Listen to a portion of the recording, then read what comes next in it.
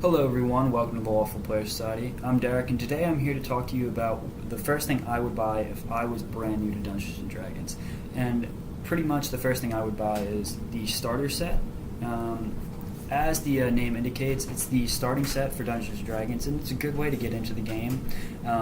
If you've seen my other video about what you need to play Dungeons & Dragons, you'll know that you really don't need to buy anything in order to start playing. So this starter set kind of acts as the next step up into your role-playing game career or hobby.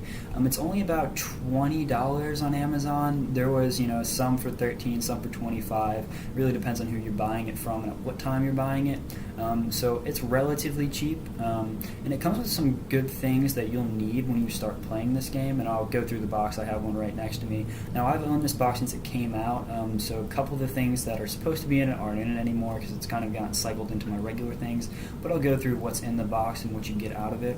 Honestly, I don't suggest many products just because I don't like putting my name onto things, but the starter set, I would suggest it 100%. It's a great tool for new role players. I really enjoyed using my starter set. It's actually the first time, when I used my starter set was the first time I killed one of my player characters as a DM, so it has some good memories for me, and it kind of marked my transition into 5th edition Dungeons & Dragons because previously I had played a different edition. So let's dive into the box and see what you new players can expect when you buy one. So of course you get this fancy looking box. This is just the front of it, but it's a beautiful looking box, and it's a great set piece in my collection. So what you get a starter set rule book.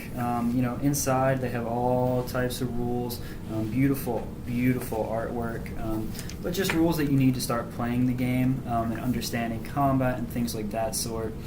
It's about, what is it, 32 pages? Yeah, it's a 32-page book, so it's not extremely long, but it's a good add-on to the free rules that you can already download on Wizards of the Coast.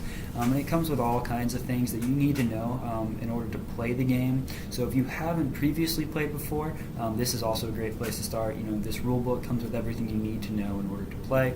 And then you get this. This is The Lost Mind of Fandelver. Sorry if I'm pronouncing that incorrectly for all you hardcore gamers out there. However, this essentially doubles as not only a campaign guide, but also a DM's guide. So inside of here, you have some tips and tricks for running your first game. And then this also comes with a pre-generated session and campaign. It's a little short campaign.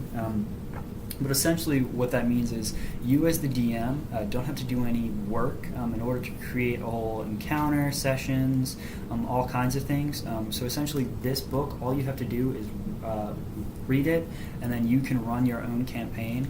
So all the hard work as a DM is done for you. All you have to really focus on is acting out your NPCs and adjudicating the rules and judging different scenarios. But all the hard work of creating encounters and traps and deciding what type of monsters to throw at my characters, what NPCs are going to be present within the campaign is already done for you.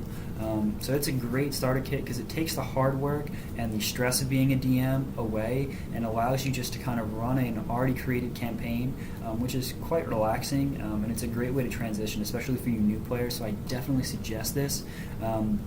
The session within here, it's a lot of fun to play. It was a little difficult for my players, but my players weren't taking it very seriously at the time. My players, we play a little bit more relaxed games, so I did end up killing all of my party when I was DMing, but it was part of the fun. They really enjoyed it, and it's what actually got us into 5th edition. I picked this up at Barnes & Noble, and we loved it from the very start, so that's actually why now we play 5th edition. So, this is a great little starter campaign, perfect for you new players out there, even for you experienced players. If you're looking to get into 5th edition Dungeons & Dragons, this is a good taste of it. And it incorporates a lot of fun little traps and neat little tricks that 5th edition is, and it shows how 5th edition is unique as compared to other editions. So in addition, you also get some character sheets. I'll show you one of them right here. So this is a already pre-filled out character sheet. It's got spells and all kinds of abilities on the back. So that's also a great little tool. The beautiful thing is you have pre-generated characters, so your players don't have to worry about doing work prior to coming to the session. They can already have their character generated, and it takes out the hard part of teaching people character creation. I advocate that character creation is one of the most difficult parts of any role-playing game because each one does it differently. Each one has certain rules, and there's a lot of different choices you have to make. So that eliminates all of that. The starter set comes with 5 pre-generated character sheets. However, you can actually go online to wizardsofthecoast.com, and they have more sheets that you can print out and the same sheets. So in case your players write on them, like I had to reprint out all of these for this video because my players had written on the previous ones because we use them. So it's a great tool because everything's pre-generated for you, so you don't have to worry about reading the rules and putting them on paper your first time. Character creation is difficult, especially for new players, and if everybody that's playing this game and this session is all brand new, your DM and players included, it might be a little bit difficult. So that's why the starter set kind of takes away that stress for you and pre-generates everything. And the characters that you do get, they're pretty flavorful, and they run a wide array of classes and races, so you have a wide variety of things to pick from. I mean, they have wizards, they have rogues, they have fighters, they have all kinds of things. So pretty much your bases are covered. So chances are, if you wanted to play a ranger, for example, your first time around, there's a class that'll fit that within your pre-generated characters, which is kind of the beauty of this starter set. Super simple, everything's generated for you. Now, what I don't actually have in the starter set anymore, because it's kind of sifted into my collection, is the starter set comes with dice, so you don't have to worry about going out and buying dice. Now, it's only one set of dice, so it might be a little bit annoying to have to pass those dice around as people are rolling, especially if your DM and your players are supposed to be rolling at the same time. So that's one thing you might want to look into, maybe getting more dice or having your players come with dice or having apps that can simulate dice.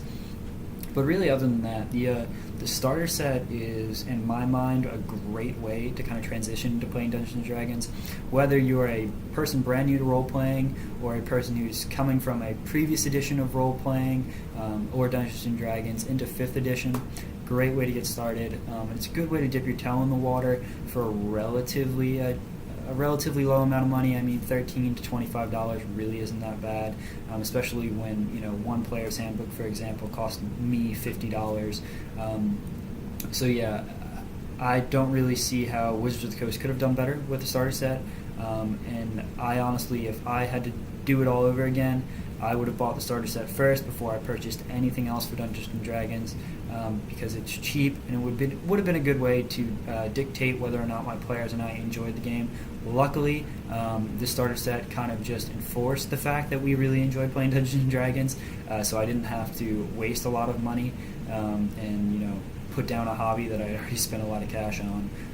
So honestly, go out, buy the starter set. If you're thinking about playing, it's a great way to start playing Dungeons & Dragons. And with that being said, if you do buy the starter set, I wish you happy gaming, and I hope that your dice always roll 20s. Thanks, guys. Have a nice day.